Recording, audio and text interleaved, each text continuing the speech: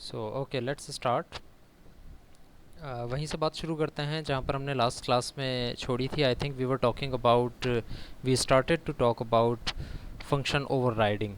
अगर मैं ये लेक्चर खोल लूँ तो आई थिंक हमारी आखिरी की एक दो स्लाइड्स जो कि फंक्शन ओवरराइडिंग के ऊपर थी उस पर हम थे, and we finished the class. और आज वहीं से काम स्टार्ट करते हैं। एंड जस्ट एक दफ़ा इसको वेरीफाई कर लें। So is that okay? हमने यही किया था कि हमने क्लास की टाइप्स देखी थी कि हायरार्किकल क्लासेस, क्लास हायरार्कीज़ किस तरह से होती हैं, सिंगल इनहेरिटेंस क्या होती है, मल्टी लेवल इनहेरिटेंस क्या होती है, और मल्टीपल इनहेरिटेंस की अभी तक हमने बात नहीं की थी। वी सेट के उसको एक अलग टॉपिक के तौर पर हम डिस्कस करेंगे कभी, not with all of these types. अभी हम इनहेरिटेंस की कुछ और फीचर्स की तरफ चलते हैं, और उसके बाद फिर जो है वो, जब हम सारे फीचर्स को अच्छे से जान लेंगे तो फिर हम मल्टीपल इनहेरिटेंस की तरफ भी आ जाएंगे।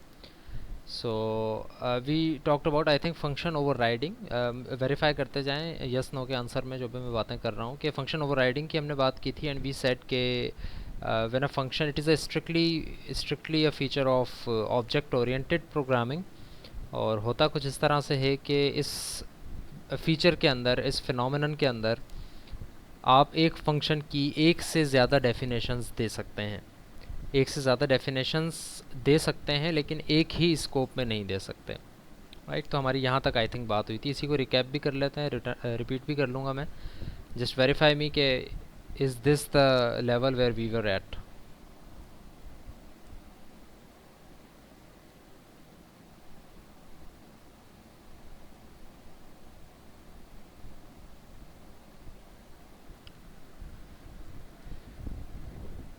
There are 26 participants and I haven't received a single reply as of now.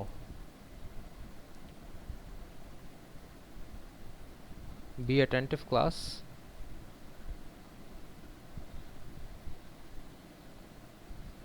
I don't want the answers from the specific 2 or 3 students only. जी अब्दुल करीम, मैं उसी की तरफ आ रहा हूँ। मैं ओवरराइडिंग और ओवरलोडिंग का फ़र्क भी बताऊँगा। आई वाज जस्ट कंफर्मिंग कि हमने यही तक काम कर लिया था या नहीं, और उसके अंदर भी जो है क्लास पार्टिसिपेट नहीं कर पा रही है।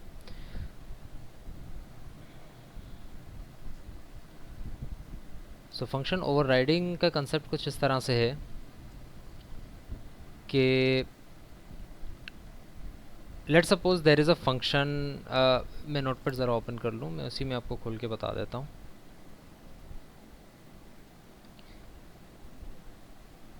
Let's suppose there is a class say alpha, और उस क्लास के अंदर आपने एक मेंबर फंक्शन बनाया हुआ है। इससे फू का फंक्शन आपने बनाया हुआ है, जो कि इससे एक आर्गुमेंट ले रहा है कैरेक्टर टाइप का,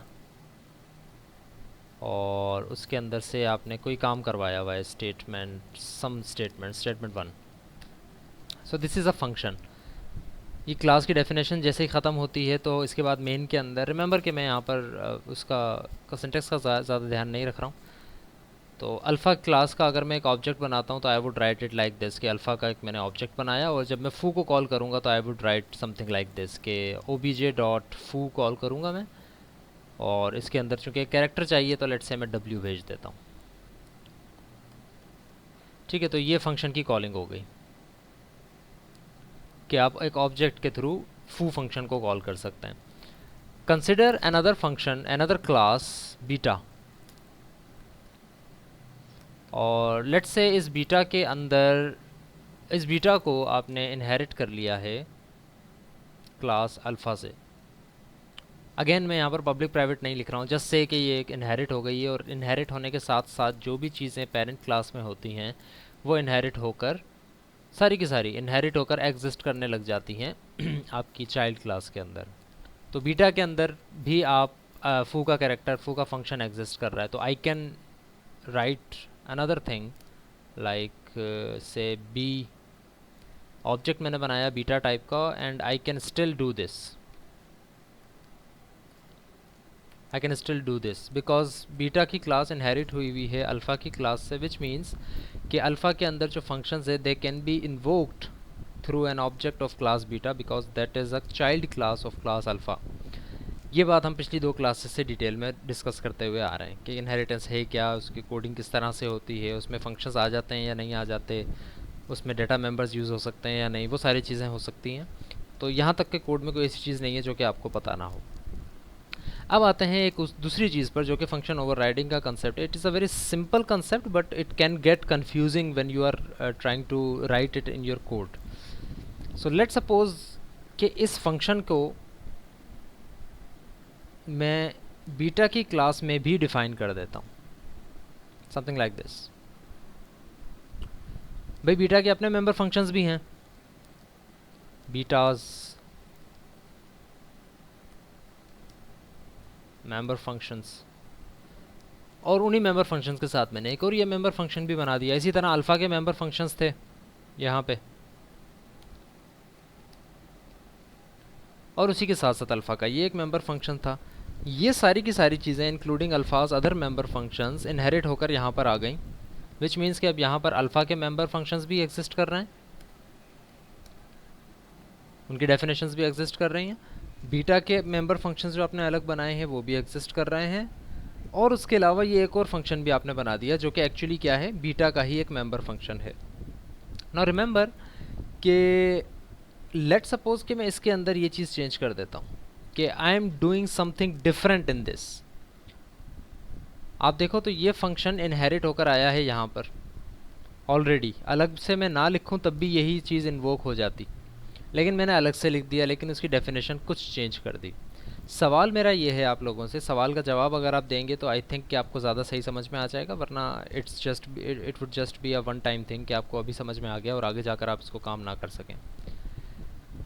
सो टेल मी कि ये वही फंक्शन है इंट फू कैरेक्टर सी, सेम प्रोटोटाइप, सिर्फ डेफिनेशन डिफरेंट है। इसके अंदर स्टेटमेंट 1 काम कर रही है, इसके अंदर स्टेटमेंट 2 काम कर रही है, यानी कि डिफरेंट सेट ऑफ स्टेटमेंट्स हैं।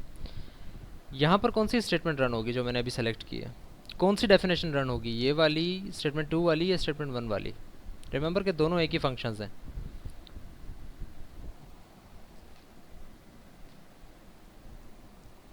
Right right, statement 1। कुछ कंट्रोवर्शियल जवाब भी आ रहे हैं मेरे पास कि क्या बोथ दोनों रन हो जाएंगी, स्टेटमेंट 2 और statement 1, and a few are saying that statement 2 run हो जाएगी। But I am not asking about कि क्यों होगा ऐसा या क्यों नहीं होगा। I was just trying to tingle your brain कि आप सोचें कि आखिर क्या चीज़ रन होनी चाहिए। तो रिमेंबर कि ओबीजे जो है it is an object of class alpha, और जब आप ओबीजे के थ्रू फू को कॉल करोगे तो वो फंक्शन कॉल होगा जो कि अल्फ़ा की क्लास के अंदर है। राइट इसकी एक और वजह भी मैं बताता हूँ, कंफ्यूज अभी नहीं कर रहा हूँ, थोड़ी देर में आपको बताता हूँ इसकी वजह, तो शायद थोड़ी कन्फ्यूज़न हो जाए। सो ओबीजे चूँकि अल्फ़ा की क्लास का है, तो जब ओबीजे के थ्रू आप कॉल करते हो तो भाई ये स्टेटमेंट 1 वाला फंक्शन कॉल होता है। मोस्ट ऑफ द क्लास ने यही जवाब दिया है कि स्टेटमेंट 1 वाला फंक्शन कॉल होगा। आई थिंक उनके पीछे भी ब्रेन में वजह यही थी कि अल्फ़ा का ऑब्जेक्ट है चूँकि ओबीजे, इस वजह से अल्फ़ा का फंक्शन कॉल हो जाएगा। अब आती है बात बीटा की कि जब बीटा के थ्रू कॉल होगा तो अकॉर्डिंग टू दिस लॉजिक कौन सी स्टेटमेंट रन होगी, statement 2, because beta B is an object of class beta, और जब बी के थ्रू आप फू को कॉल करोगे तो ये वाला फंक्शन कॉल हो जाएगा। रिमेंबर कि 1 मिनट के लिए अगर मैं इस चीज़ को यहाँ से मिटा दूँ, बीटा को मैंने जब अल्फ़ा से इनहेरिट किया है, तो उस सिचुएशन के अंदर फू का जो फंक्शन है वो अल्फ़ा में भी एग्जिस्ट कर रहा है और इनहेरिट होकर बीटा में भी एग्जिस्ट कर रहा है। जिस तरह से मैंने लिखा है कि अल्फ़ा के भी मेंबर फंक्शंस आ जाएंगे इसमें और बीटा के भी मेंबर फंक्शंस आ जाएंगे। तो अब मुझे बताएं कि इस फंक्शन से क्या कॉल होगा, स्टेटमेंट 1 या कोई एरर आएगा, what should be here?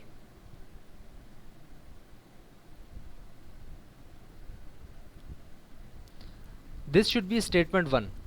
And what about B dot foo, beta के थ्रू जब मैं कॉल कर रहा हूँ, because there is no such statement as statement 2, तो जो बी के थ्रू कॉल होगा तो यहाँ पर भी एरर नहीं आएगा, कॉल हो जाएगा। कौन सा कॉल होगा? पेरेंट क्लास का फंक्शन कॉल हो जाएगा। लेकिन जब मैंने यहाँ पर ये चीज़ लिख दी तो अब एक ही फंक्शन है, रिमेंबर एक ही फंक्शन है, प्रोटोटाइप बिल्कुल सेम है, लेकिन इन्वोकिंग दो अलग अलग डेफिनेशंस की हो रही है। यहाँ से इन्वोक होगा ये वाला फंक्शन, और यहाँ से इन्वोक का मतलब है कॉल होगा, रन होगा, और यहाँ से इन्वोक होगा ये वाला फंक्शन। डिपेंडिंग ऑन कि आप किस ऑब्जेक्ट के थ्रू कॉल कर रहे हो। So if you look at it कि ये दोनों चीज़ें तकरीबन आइडेंटिकल नज़र आ रही हैं आपको, एक ही फंक्शन का नाम है, ऑब्जेक्ट सिर्फ चेंज है, बाकी फंक्शन को कॉलिंग एग्जैक्टली सेम है। आर्गुमेंट आप डिफरेंट भेज रहे हो, वो सेम भी हो सकता है, फंक्शन की कॉलिंग बिल्कुल सेम है। ये फिनोमेना कहलाता है फंक्शन ओवरराइडिंग का। और फंक्शन ओवरराइडिंग का कंसेप्ट जो है, मैंने जिस तरह से बात शुरू की थी कि it is a strict concept of object oriented paradigm, which means कि आप फंक्शन ओवरराइडिंग नहीं कर सकते जब तक कि आप ऑब्जेक्ट ओरिएंटेड प्रोग्रामिंग में ना हो। क्यों? इस वजह से क्योंकि आप जब तक ऑब्जेक्ट ओरिएंटेड प्रोग्रामिंग में नहीं होगे, इसका मतलब है कि आपने क्लासेस नहीं बनाई। अगर आपने क्लासेस नहीं बनाई तो इसका मतलब ये हुआ कि आपने कोई क्लास इनहेरिट भी नहीं की। अगर आपने कोई क्लास इनहेरिट भी नहीं की तो फिर ये कंसेप्ट ही ख़त्म हो जाता है कि कोई फंक्शन एग्जैक्टली कहीं ना कहीं से इनहेरिट होकर आ रहा है और आप उसके ऊपर ओवरराइड कर रहे हो, राइट। तो अब आते हैं इस डेफिनेशन, इस फ़र्क के ऊपर। इसका मैं कोड भी करता हूँ और फिर इसको देखते हैं कि इसमें क्या क्या इश्यूज़ आ सकते हैं। इसको पहले देख लें कि इन दोनों में फ़र्क क्या है, फंक्शन ओवरराइडिंग और फंक्शन ओवरलोडिंग में। यह मैंने लास्ट क्लास में भी शायद आपको बताया था, एक दफ़ा और रिपीट में कर देता हूँ। Function overloading is when a function is redefined with the same name in the same scope, but either different return type or different argument list. So it goes something like this कि एक minute के लिए मैं इसको थोड़ा सा नीचे कर रहा हूँ। रिमेंबर कि ये लेट सपोज कि ये एक डिफरेंट फाइल है और यहाँ पर मैं एक फंक्शन बनाता हूँ इंट फू का, एंड इंट सी है लेट सपोज, और इसके अंदर कुछ स्टेटमेंट्स हैं। स्टेटमेंट ए, ठीक है। लेट सपोज कि ये एक मेन फाइल के अंदर है, main dot C P P के अंदर या किसी और डॉट सी पी पी के अंदर, विच मीन्स के स्कोप इसका सेम है। स्कोप का मतलब ये होता है कि आप ये फंक्शन किस दुनिया में एग्जिस्ट कर रहा है, क्या ये सिर्फ एक फ़ाइल में है, क्या ये सिर्फ एक क्लास में है, क्या ये सिर्फ एक फंक्शन में है। ऑब्वियसली ऐसा हो नहीं सकता, बट किस स्कोप में है, कौन कौन सी चीज़ें इसको एक्सेस कर सकती हैं। जिस तरह से भाई इसका स्कोप क्या है, इस फंक्शन का स्कोप सिर्फ इस क्लास तक है, ये इस क्लास का मेंबर फंक्शन है। इसके बाहर अगर मैं चाहूँ तो इसी नाम का दूसरा फंक्शन बना सकता हूँ, क्योंकि उस बाहर वाले स्कोप को नहीं पता कि ऐसा कोई फंक्शन एग्जिस्ट कर रहा है या नहीं। जो फंक्शन एग्जिस्ट कर रहा है वो यहाँ से शुरू हुआ, यहाँ पर ख़त्म हो गया, दैट्स इट। इसके बाद में अगर फू बनाता हूँ तो दैट वुड बी डिफरेंट। इसी तरह लेट सपोज कि ये मैंने एक स्कोप में बनाया है और इसी स्कोप के अंदर मैं एक और फंक्शन भी बनाता हूँ, से फू और इंट सी, और यहाँ पर मैं लिख देता हूँ स्टेटमेंट बी। तो क्विकली मुझे बताएं कि इस कंसेप्ट को क्या कहते हैं। एक ही स्कोप में दोनों फंक्शंस हैं।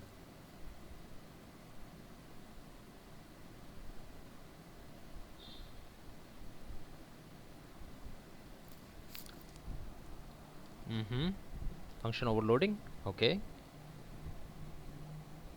Function overriding, no. So here comes the actual thing जो कि मैं आपसे यहाँ पूछना चाह रहा था, जो कि आपको डिटेक्ट करनी चाहिए थी। I talked and said repeatedly कि ये दोनों चीज़ें एक ही स्कोप में मौजूद हैं। So it's neither a concept of overloading and neither a concept of overriding. It is an error. I am not talking about syntax error वगैरह, क्योंकि उसकी तो मैंने इतना गौर नहीं किया यहाँ पे। It is an error. कौन सा एरर है भाई? अब एरर तो बता दो कौन सा है। मैंने आपको बता दिया कि ये एक एरर है।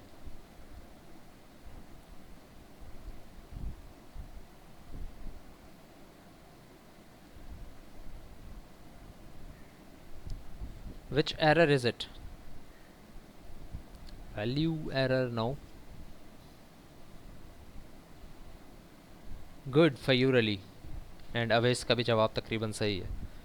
Good.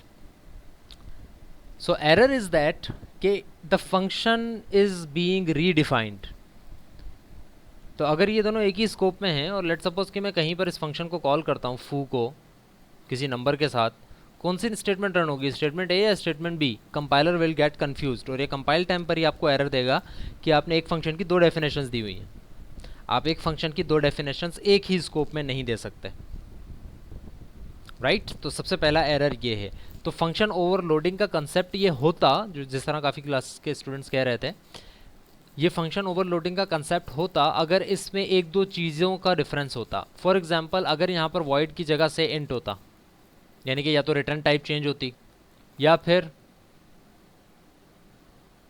से यहाँ पे आर्गुमेंट ना होता, आर्गुमेंट लिस्ट चेंज होती, तो इस सिचुएशन में कोई एरर नहीं होता, कोई कंपाइलर एरर नहीं है, because these two functions are different functions, name same है बट या तो आर्गुमेंट लिस्ट चेंज हो या फिर रिटर्न टाइप चेंज हो।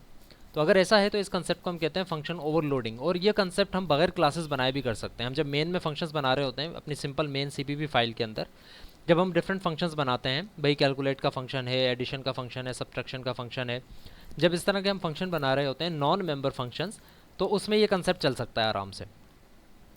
लेकिन ओवरराइडिंग का जो कंसेप्ट है, ये कंसेप्ट स्ट्रिक्टली फॉलो होता है ऑब्जेक्ट ओरिएंटेड प्रोग्रामिंग में, क्योंकि ओवरराइडिंग का मतलब ये है कि आपकी ना ही रिटर्न टाइप चेंज होगी, ना ही आर्गुमेंट लिस्ट चेंज होंगे, ना ही नाम चेंज होगा। और अगर यही काम मैं ऊपर एक ही स्कोप में करता तो ये चीज़ एरर होती, क्योंकि फंक्शन ओवरलोडिंग इसको अलाउ नहीं करता, लेकिन फंक्शन ओवरराइडिंग इसको अलाउ करता है कि अगर आपका कोई फंक्शन इनहेरिट होकर नीचे आ रहा है, कोई फंक्शन इनहेरिट होकर अगर नीचे आ रहा है, तो आप उसको रीडिफाइन कर सकते हो। इट्स अप टू यू कि चाइल्ड के अंदर, चाइल्ड क्लास के अंदर उस फंक्शन की डेफिनेशन मुख्तलिफ हो, पेरेंट क्लास के अंदर उस फंक्शन की डेफिनेशन मुख्तलिफ हो।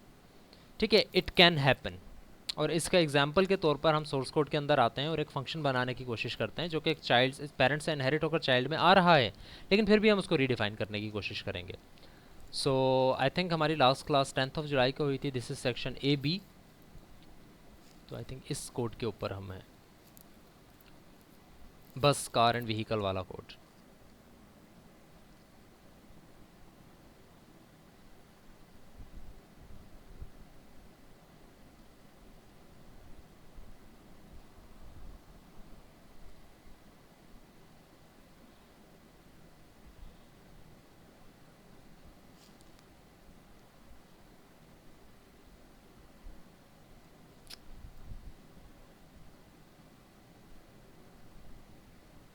अज्यूम नहीं किया है काशिर वसीम, हमने हमने इनहेरिट की है। हमने ये कहा ना कि फॉर एग्जांपल अगर ऐसा है तो बीटा की क्लास हमने इनहेरिट की है अल्फ़ा से, तो ये जब हमने लिख दिया तो इसका मतलब है इनहेरिट हो गई है ये क्लास।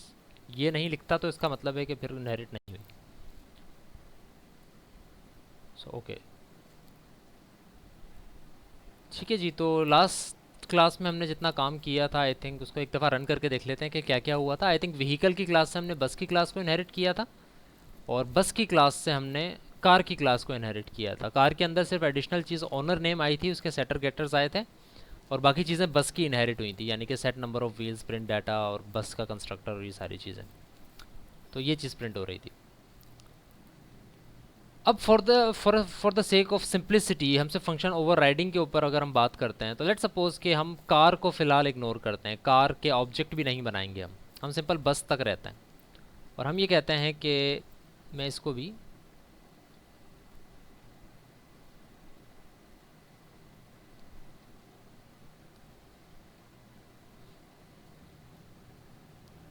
इसको मैंने कमेंट कर दिया फ़िलहाल। बस हम इन 4 लाइनों पे रहेंगे, यानी कि हम सिर्फ 2 क्लासेस की बात कर रहे हैं कि व्हीकल डॉट एच के अंदर ये दो तीन चीज़ें हैं, और बस जो है वो व्हीकल से ड्राइव हुई हुई है, और उसके अंदर ये कुछ चीज़ें हैं। तो अब मुझे ये बताएं कि सबसे पहले क्विक एक रिकैप कर लेते हैं कि मेन के अंदर आकर अगर मैं कहता हूँ कि सेट नंबर ऑफ़ व्हील्स, तो ये किसका फंक्शन है? ये बस का खुद का फंक्शन है, यानी कि ये डायरेक्ट बी डॉट समथिंग से कॉल हो सकता है। सेट नंबर ऑफ व्हील्स बस का ऑब्जेक्ट है बी।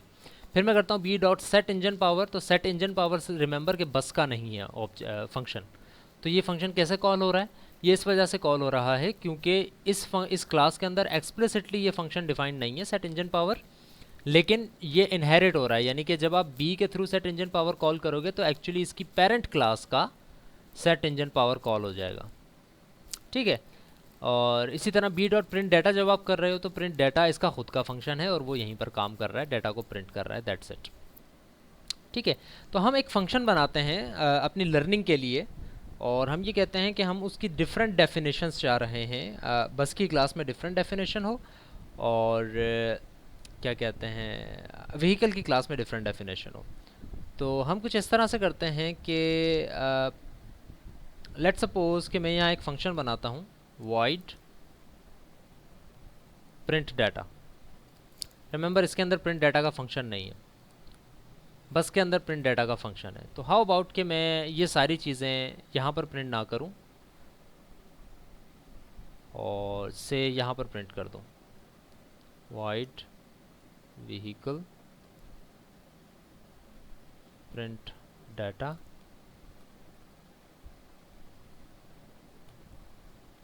ठीक है। ओके सो सबसे पहली बात तो ये कि व्हीकल के अंदर जब आप प्रिंट डाटा का फंक्शन लिख रहे हो तो व्हीकल के अंदर जब आप प्रिंट डाटा करोगे तो आप गेट इंजन पावर करके गेट इंजन पावर प्रिंट करवा सकते हो, दैट इज़ ओके। और या इसको भी सिर्फ डायरेक्ट इंजन पावर आप प्रिंट करवा दो बिकॉज आप इसी क्लास के अंदर हो, आप प्राइवेट मेंबर्स एक्सेस कर सकते हो। अभी जो बस के नंबर ऑफ व्हील्स हैं वे ऑब्वियसली व्हीकल की क्लास में नहीं है, इस वजह से मैं इस चीज़ को यहाँ से रिमूव कर रहा हूँ। ठीक है।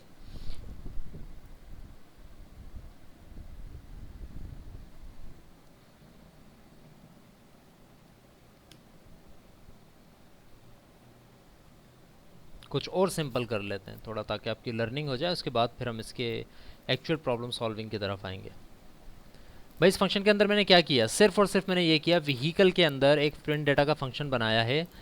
उस फंक्शन की क्या डेफिनेशन है, सिर्फ और सिर्फ ये है कि वो सी आउट करेगा कि भाई this is vehicles print data. जब भी ये फंक्शन इन्वोक होगा तो क्या प्रिंट हो जाएगा, और कोई काम प्रिंट नहीं होगा। अभी हम इसमें नहीं जा रहे कि वो कौन से ऑब्जेक्ट को कौन से डाटा मेंबर को प्रिंट करेगा। वी आर जस्ट सेइंग कि जब ये फंक्शन इन्वोक होगा प्रिंट डाटा का व्हीकल का तो क्या प्रिंट होगा, व्हीकल्स प्रिंट डाटा, ये प्रिंट हो जाएगा। अब बस के अंदर भी देखो कि बिल्कुल एग्जैक्ट चीज़ आ रही है। For example for just a moment मैं इसको कर देता हूँ कमेंट और इस चीज़ को भी कर देता हूँ कमेंट, यानी कि अभी कोई चीज़ प्रिंट डाटा का फंक्शन इसमें नहीं है। बस के अंदर कौन से फंक्शंस हैं, सिर्फ ये 3 फंक्शंस हैं, इन 3 की डेफिनेशन है। और इसी तरह व्हीकल के अंदर ये 3-4 फंक्शंस हैं और इसकी डेफिनेशन ये रही। मेन के अंदर अगर मैं आता हूँ तो B dot set number of wheel set engine power, ये सब चीज़ें एग्जिस्ट कर रही हैं। मुझे ये बताएं कि यहाँ से कौन सा प्रिंट डाटा कॉल होगा।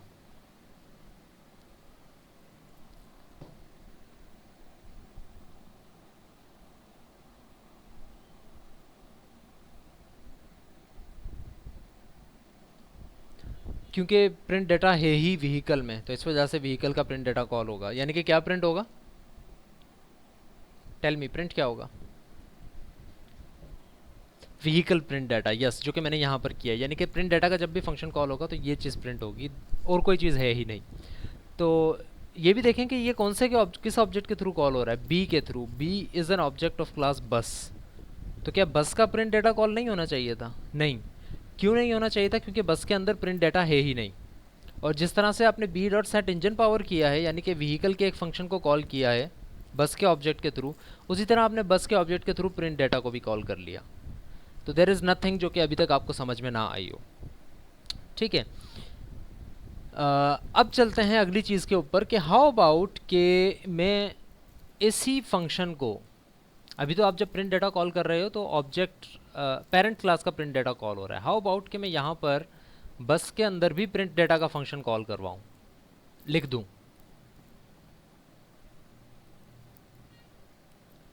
और यहाँ पर मैं क्या प्रिंट करवा दूंगा,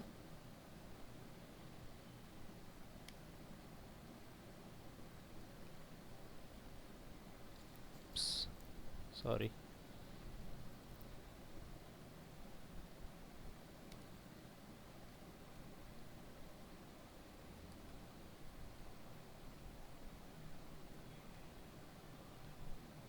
ठीक है।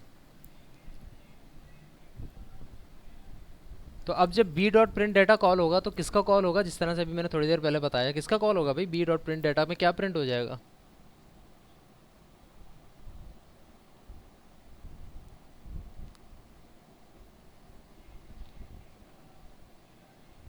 बस का प्रिंट डाटा कॉल हो जाएगा, क्योंकि आप बस के अंदर बस के ऑब्जेक्ट के थ्रू कॉल करवा रहे हो। तो एक दफ़ा वेरीफाई कर लेते हैं क्या प्रिंट हो रहा है। इंजन पावर तो नहीं प्रिंट होगा क्योंकि हमने प्रिंट डाटा के अंदर इंजन पावर की डेफिनेशन हटा दी है। ओके, सी आउट भी कैप्स लॉक ऑन था तो इस वजह से, कम ऑन,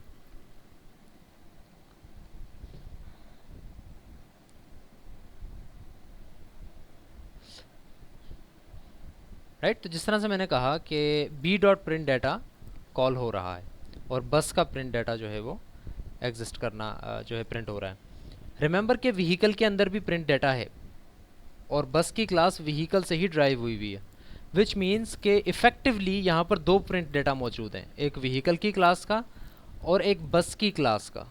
लेकिन जो बस की क्लास का प्रिंट डेटा है उसने ओवरराइड कर दिया है पेरेंट क्लास की डेफिनेशन को। दो डेफिनेशन आ गई प्रिंट डेटा की बस के पास, एक ये डेफिनेशन जो कि पेरेंट क्लास से आ रही थी और एक इसने अपनी डेफिनेशन लिखी।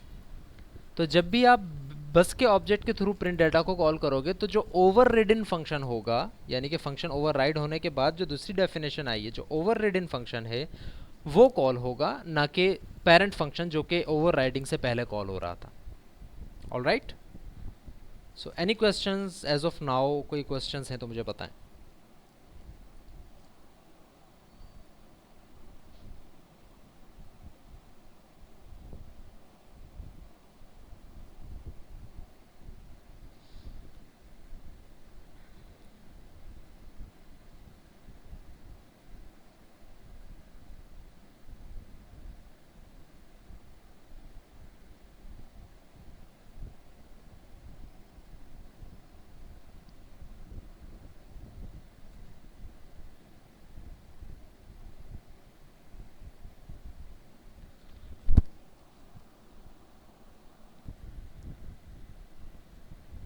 Okay, can you guys hear me? I got disconnected. ठीक है, so what was the question? कौन सा क्वेश्चन पूछा था मैंने? What did I ask?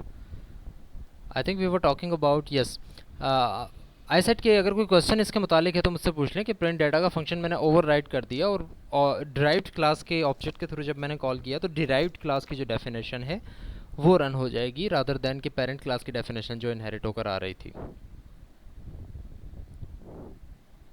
So any questions as of now?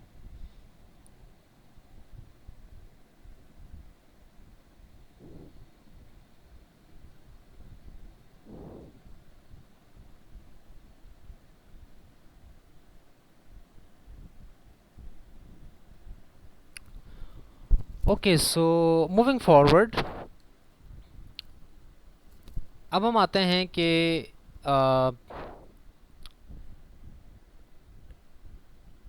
Data members को हम किस तरह से एक्सेस कर सकते हैं। मतलब किस तरह से हम डाटा मेंबर्स को ऐसे एक्सेस करें कि जो ड्राइव्ड क्लास की डेफिनेशन है उसकी एक्सेसिबिलिटी पर क्या फ़र्क पड़ेगा और जो पेरेंट क्लास है उसकी एक्सेसिबिलिटी पर क्या फ़र्क पड़ेगा। So just a minute.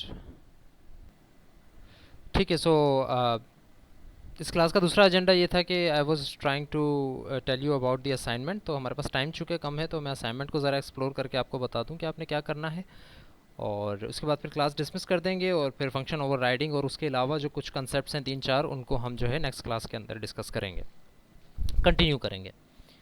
So assignment आपको नज़र आ रही है स्क्रीन के ऊपर। This is your assignment number 2।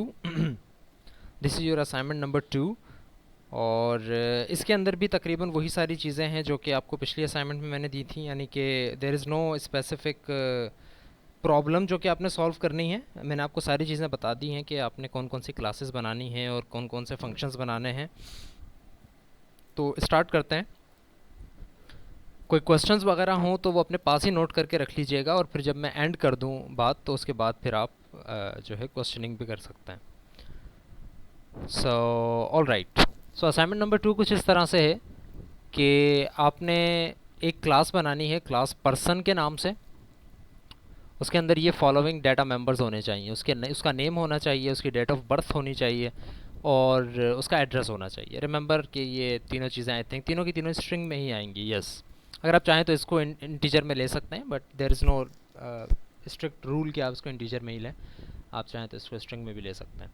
इसी तरह जो पब्लिक फंक्शनैलिटीज़ हैं, यानी कि पब्लिक मेंबर फंक्शंस जो हैं पर्सन क्लास के, उसमें कंस्ट्रक्टर्स होंगे और गेटर सेटर्स होंगे। अगर आपको ज़रूरत है तो आप गेटर सेटर बनाएं, अगर आपको ज़रूरत नहीं है तो आप गेटर सेटर ना बनाएं।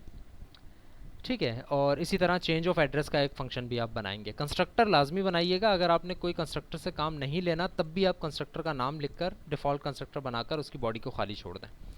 राइट, तो बेशक आप गेटर सेटर्स ज़रूरत है तो बनाएं, लेकिन कंस्ट्रक्टर्स लाजमी बनाइएगा। और एक और बात को याद रखिएगा कि जो नेम, डेट ऑफ बर्थ, यानी कि जो भी डाटा मेंबर्स हैं आपके, उनको पब्लिक नहीं करना है आपने कभी भी। यू कैन डू दैट कि आप उसको प्राइवेट कर दें या प्रोटेक्टेड कर दें, पब्लिक ना करें, ठीक है। सो ये पहली क्लास होगी person, it is one of the simplest classes of this assignment. फिर अगली क्लास आपने बनानी है स्टूडेंट की। स्टूडेंट के अंदर एट्रीब्यूट्स क्या क्या होंगे, स्टूडेंट का नाम होगा, उसकी आईडी होगी, इसको इंटीजर में ले लीजिएगा, ठीक है, ताकि क्योंकि हमें इसको प्रोसेस भी करना है आगे चल के, तो स्टूडेंट आईडी को आप इंटीजर में ले लें तो ज़्यादा बेहतर है। और डेट ऑफ बर्थ और courses he she enrolled in, कौन कौन से कोर्सेज वो पढ़ रहा है या पढ़ रही है, फ़ोन नंबर उसका, और मेलिंग एड्रेस और ईमेल एड्रेस। तीनों चीज़ें रिकॉर्ड के लिए हैं, इनको हमने प्रोसेस नहीं करना ज़्यादा, इस वजह से इट्स अप टू यू कि बेशक स्ट्रिंग में ले लें आप। फिर इसके फंक्शंस के अंदर कंस्ट्रक्टर्स हैं। पहली दो चीज़ों के रूल्स वही हैं कि अगर गेटर सेटर ज़रूरी हैं तो आप बनाएंगे, वरना कंस्ट्रक्टर बना लें सिर्फ। और आपने जो फंक्शन बनाने हैं वो चेंज ऑफ ईमेल एड्रेस का, यानी अपडेट ईमेल एड्रेस का एक फ़ंक्शन होगा, चेंज ऑफ मेलिंग एड्रेस का एक फ़ंक्शन होगा, चेंज ऑफ ईमेल एड्रेस का एक फ़ंक्शन होगा, और एक और फंक्शन होगा इनरोल इन अ कोर्स, जो कि आपके कोर्सेज़ को ऐड करेगा। यानी कि इसमें कोर्सेज़ अगर आपने कोई लिखे हुए थे कि भाई ये कोर्स है और ये कोर्स ये स्टूडेंट पढ़ रहा है, तो अगर ये फंक्शन कॉल होता है तो इसके अंदर, इस कोर्स के अंदर एक का इजाफा हो जाए कि भाई अब ये कोर्स भी वो पढ़ रहा है, ठीक है। इसकी डिटेल मैं आपको बताता हूँ 2D की और 2F की। अगली क्लास की तरफ आते हैं, तो भाई ये क्लास है टीचर की, उसके अंदर भी एट्रीब्यूट्स तकरीबन सेम टू सेम है जो कि उसके हैं स्टूडेंट क्लास के, यानी कि वही नेम, वही डेट ऑफ बर्थ, वही एड्रेस, वही फ़ोन नंबर, वही ईमेल एड्रेस, और वही तकरीबन कोर्स, यानी कि कौन से कोर्सेज़ वो टीचर पढ़ा रहा है। जिस तरह स्टूडेंट अगर कोई कोर्सेज़ पढ़ रहा है तो टीचर वो कोर्सेज़ पढ़ा भी रहा है, तो टीचर की क्लास के अंदर भी वो चीज़ें ऐड हो जाएंगी कि भाई टीचर ये कोर्स पढ़ा रहा है। और फंक्शनैलिटीज़ के अंदर तकरीबन वही रूल्स हैं कि एडिशन, कंस्ट्रक्टर्स हैं, गेटर सेटर्स हैं अगर ज़रूरी हो तो। Addition of a course which means कि जो कोर्सेज़ वो टीचर पढ़ा रहा है, अगर वो कोई और पढ़ाना चाहता है तो वो इस फंक्शन को कॉल करेगा, तो इसके कोर्सेज़ में एक कोर्स का इजाफा हो जाएगा कि भाई ये कोर्स भी वो पढ़ा रहा है। इसी तरह रिमूवल होगा तो वो रिमूव करके ढूंढ के रिमूव भी कर दिया जाएगा कि ये कोर्स अब रिमूव हो गया। अब एक और क्लास है कोर्स की, और यहाँ से वो चीज़ें स्टार्ट हो रही हैं जो कि हमने लास्ट कुछ चीज़ों में की हैं। इसके अलावा तो सारी चीज़ें वही हैं जो कि हमने इससे पिछले असाइनमेंट में भी कवर की थी। सो होगा ये कि कोर्स की क्लास के अंदर आपने बनाना है कोर्स नेम, कोर्स कोड, ये स्ट्रिंग होगा, और ये अगर इंटीजर लेंगे तो ज़्यादा बेहतर है। और नंबर ऑफ़ स्टूडेंट्स, कितने स्टूडेंट्स रजिस्टर्ड हैं उसके अंदर, टीचर ऑफ द कोर्स कौन है, और इसके अंदर कंस्ट्रक्टर गेटर फंक्शन है, इनरोल है स्टूडेंट के इस कोर्स के अंदर। अगर मैं कहता हूँ कि भाई this course this dot enroll और किसी स्टूडेंट का नाम दे दूँ, तो फिर इसका मतलब है कि वो स्टूडेंट इनरोल हो जाना चाहिए उस फंक्शन में, उस कोर्स में। इसी तरह चेंज ऑफ टीचर का भी यही चीज़ है कि चेंज ऑफ टीचर अगर होता है तो टीचर जहाँ पर पढ़ा रहा था वो चीज़ रिमूव हो जानी चाहिए। और ये 2-3 फंक्शंस और हैं, और यहीं तक आपकी असाइनमेंट कंप्लीट है। कुछ रूल्स उसके ऊपर आता हूँ मैं आगे, लेकिन क्लासेस और कोडिंग की बात यहीं तक ख़त्म है। अब मैं आप लोगों को बताता हूँ कि इसमें आप लोगों के लिए चैलेंज क्या है, वही रूल्स मैंने आगे भी लिखे हुए हैं। चैलेंज आप लोगों के लिए इसमें सबसे बड़ा पहला चैलेंज ये है कि all of these classes are interconnected one way और अनदर, कि इंटरकनेक्टेड हैं सारी क्लासेस। कैसे इंटरकनेक्टेड हैं, ऊपर चलते हैं थोड़ा सा और आपको मैं बताता हूँ कि मैंने ये कहा था कि स्टूडेंट नेम होगा, स्टूडेंट आईडी होगी, डेट ऑफ बर्थ आप बनाएंगे। ये जो कोर्सेज है ना, कि कोर्सेज में इनरोल होगा स्टूडेंट, ये सिर्फ कोर्सेज के नाम या कोर्सेज के आईडी या इस तरह की चीज़ नहीं होगी।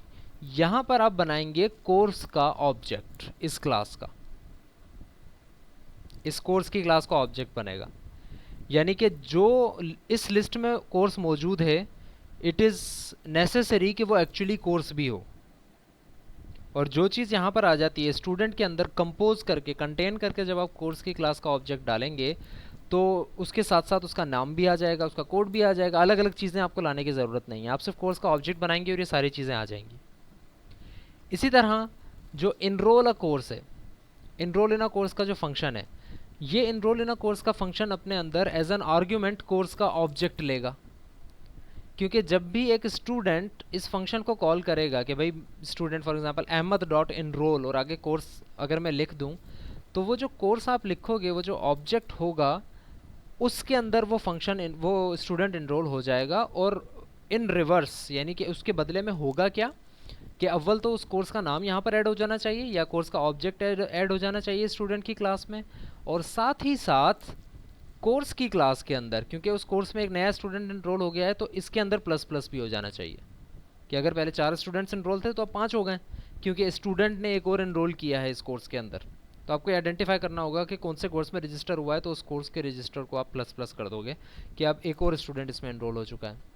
बिल्कुल इसी तरह टीचर और कोर्स का भी यही रिलेशनशिप है कि टीचर जब किसी कोर्स को पढ़ा रहा होता है तो उस कोर्स का सिर्फ नाम या कोई इसका कोड यहाँ पर सेव नहीं करवाओगे आप यहाँ पर कोर्स का ऑब्जेक्ट बनाओगे और वो ऑब्जेक्ट इस क्लास का होगा।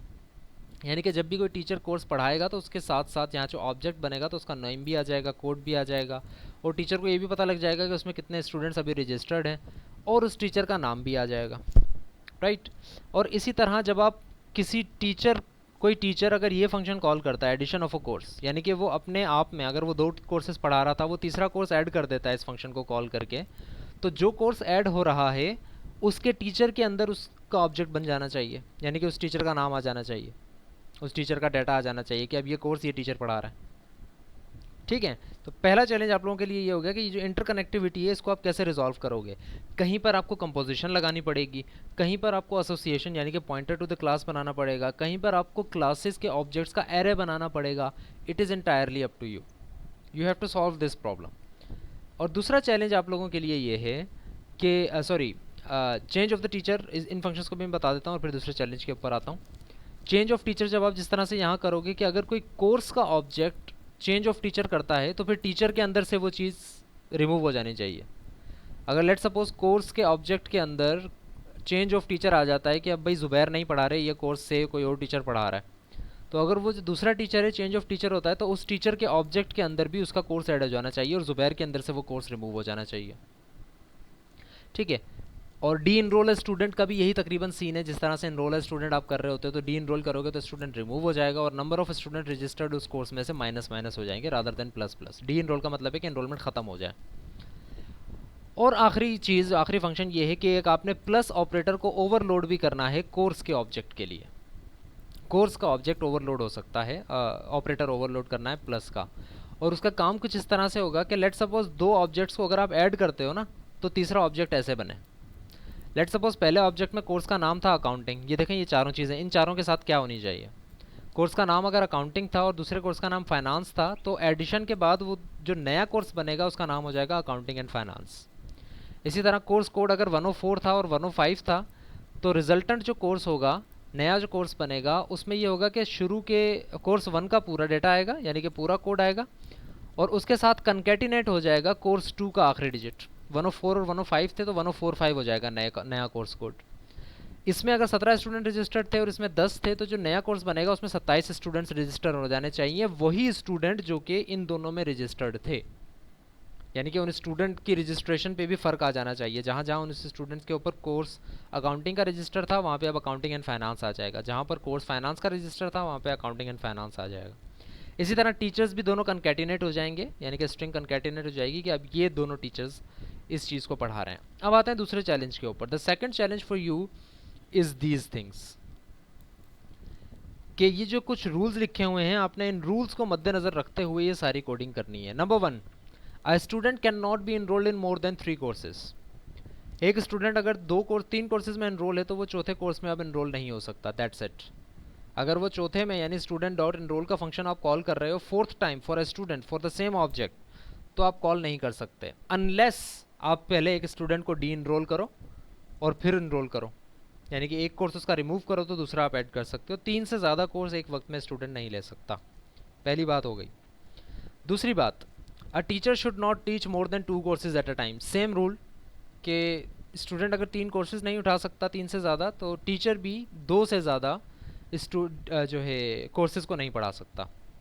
तीसरी चीज़, each course should have a separate course code. हर कोर्स का सेपरेट कोर्स कोड होना चाहिए। और चौथा नंबर पे भी बात यही लिखी हुई है कि नेम सेम हो सकता है स्टूडेंट का या कोर्सेज का। 4th पे भी यही बात लिखी हुई है। तीनों बातें तकरीबन सिमिलर हैं और इसमें ये कहा जा रहा है कि आईडी चेंज होनी चाहिए हर स्टूडेंट की और नेम वगैरह सेम हो सकते हैं। एक टीचर का नाम भी ज़ुबैर हो सकता है और एक स्टूडेंट का नाम भी ज़ुबैर हो सकता है, लेकिन दोनों की आईडीज़ डिफरेंट होंगी, राइट। सो ये जो आईडी डिफरेंट वाला केस है इसमें आपको चेक लगाने की ज़रूरत नहीं है। यहाँ पर मैं आपको छूट दे रहा हूँ कि आप बेशक ये यूज़र के ऊपर छोड़ दें कि भाई ऐसा ही होगा, जब भी आप आईडी सेट करोगे तो वो डिफरेंट ही होगी। आप चेक करने की ज़रूरत नहीं है हर किसी को कि भाई स्टूडेंट में ये आईडी किसी को अलाउड तो नहीं है पहले से। सो जस्ट एक ऑनर कोड के ऊपर आप ये काम कर लें कि ऐसा ही होगा। Number 6, inheritance should be implemented in the system. और जो ब्रैकेट में बात लिखी हुई है, it is important for you, कि मैंने ये आपको ये नहीं बताया कि कौन सी क्लास किससे इनहेरिट होनी चाहिए। It is up to you कि कौन सी क्लास किससे इनहेरिट होगी।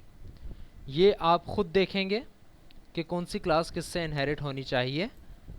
एक मैं आपको एग्जांपल दे देता हूँ कि भाई अगर आप ये देख रहे हैं कि स्टूडेंट के अंदर और टीचर के अंदर दोनों के अंदर नेम, आईडी और फ़ोन नंबर आ रहा है, तो क्यों ना आप इसको पर्सन की क्लास से इनहेरिट कर लो। नेम, डेट ऑफ बर्थ और एड्रेस, कि भाई नेम भी है, डेट ऑफ बर्थ भी है, एड्रेस भी है स्टूडेंट के पास। टीचर के पास भी ऐसे ही है, मेन है, नेम है, एड्रेस है, डेट ऑफ बर्थ है। तो क्यों ना टीचर और स्टूडेंट को आप इनहेरिट कर लो पर्सन से।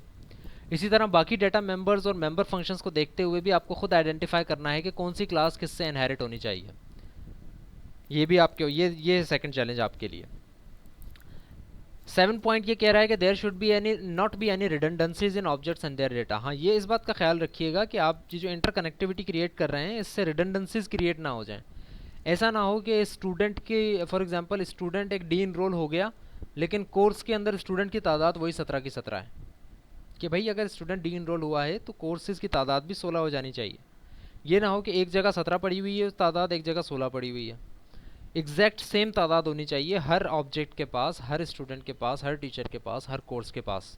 सारी चीज़ें अपडेट होनी चाहिए एक फंक्शन के थ्रू। ये ना हो कि सिर्फ एक फंक्शन के थ्रू आपने एक चीज़ को इनरोल कर दिया लेकिन टीचर का नाम वही का वही रहा हुआ है, हालांकि टीचर का नाम भी चेंज हो जाना चाहिए था। तो ये रिडंडेंसीज का आपने ख्याल रखना है। The data members and member functions are not given to be strictly followed as they are. Okay, so यहाँ पर बात ये की गई है कि जो डेटा मेंबर्स या मेंबर फंक्शंस जो कि मैंने लिस्ट किए हुए हैं, इट्स नॉट लाइक कि इनको एग्जैक्टली आप इसी फैशन में बनाओगे। फॉर एग्जांपल यहाँ पर 4 दिए हुए हैं, तो इट्स नॉट लाइक कि आपने ये 4 ही बनाने, ना इससे ज़्यादा ना इससे कम। आपकी अगर नीड है, हो सकता है आप इसमें डेटा मेंबर एक और ऐड कर दो, हो सकता है आप इस डेटा मेंबर को कॉन्स्ट कर दो, हो सकता है आप इस डेटा मेंबर को पब्लिक कर दो, हो सकता है आप इस डेटा मेंबर को बनाओ ही ना, या इस डेटा मेंबर को स्टैटिक कर दो। स्टैटिक भी एक चीज़ होती है, वो आगे चल के हम डिस्कस करेंगे। इतना कोई मुश्किल कंसेप्ट नहीं है जिसके लिए आप वेट करें। बट द थिंग इज़ कि इसी तरह फंक्शंस के ऊपर भी लाजमी नहीं है कि जो मैंने कह दिए फंक्शन सिर्फ आप वो बनाओगे। ये फंक्शनैलिटीज़ होनी चाहिए और ये फंक्शनैलिटीज़ अलग अलग कॉल की जा सकें। बट अगर आपको लगता है कि सिर्फ एक फंक्शन बनाकर आप ये सारे काम करवा सकते हो अंदर इफ एल्स लगाकर, तो आप करो, मुश्किल आपके लिए आसान होना चाहिए। लेकिन ये है कि उसमें आपके लिए फिर मसाइल भी ज़्यादा क्रिएट होंगे, आप कंफ्यूज भी ज़्यादा हो जाओगे कि यहाँ पर क्या चीज़ एक्सेसिबल है, क्या चीज़ नहीं है। इनरोल के फंक्शन कॉल कर रहे होगे तो आप टीचर का नाम भी भेज रहे होगे साथ, जबकि ज़रूरत नहीं है। तो इन चीज़ों को देखते हुए आपने रिडंडेंसीज़ को भी देखना है कि क्या चीज़ एक्सेसिबल है, क्या चीज़ एक्सेसिबल नहीं है, and so on so fourth. एक और चीज़ ये इसमें ऐड की है मैंने कि जो आपकी सबमिशन इंस्ट्रक्शंस हैं उसको दोबारा से पढ़ लीजिएगा, और साथ ही मैंने एक वीडियो लिंक भी दे दिया है कि आपने जो फ़ाइल बनानी है, जो आप फाइल मुझे भेजोगे, वो किस तरह होनी चाहिए। उस फाइल के अंदर एक फ़ोल्डर होना चाहिए, और वो सारी चीज़ें वीडियो लिंक पे जाकर आप देख लें, और मुझे LMS पर भेज दें और साथ ही साथ ईमेल पर भेज दें with in time. Plagiarism policy is -100%, and I will do that. I will incur that policy this time. So be aware. Any questions? Any queries? Ask now.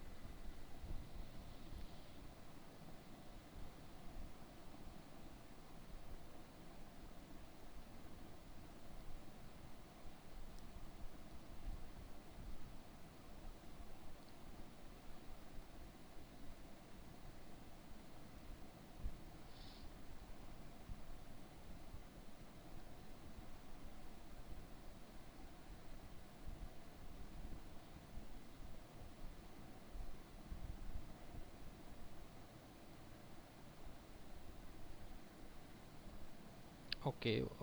Wait a minute.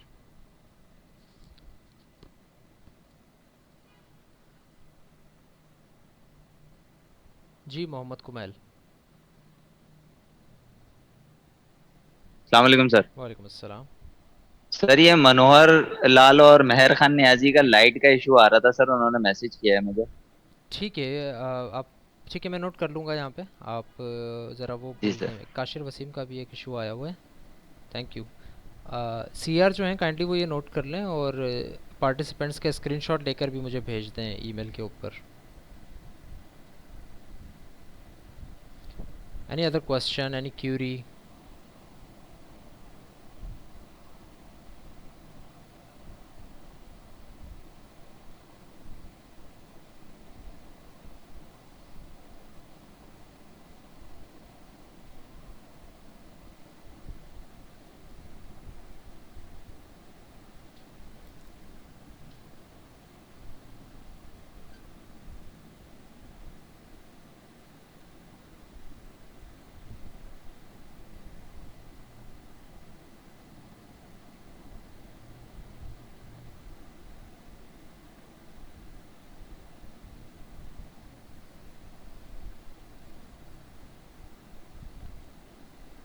Okay, if there are no more questions, so I will be just dismissing the class now. हम इन्हीं topics को जो है वो cover करेंगे next class में भी, कल की क्लास में भी।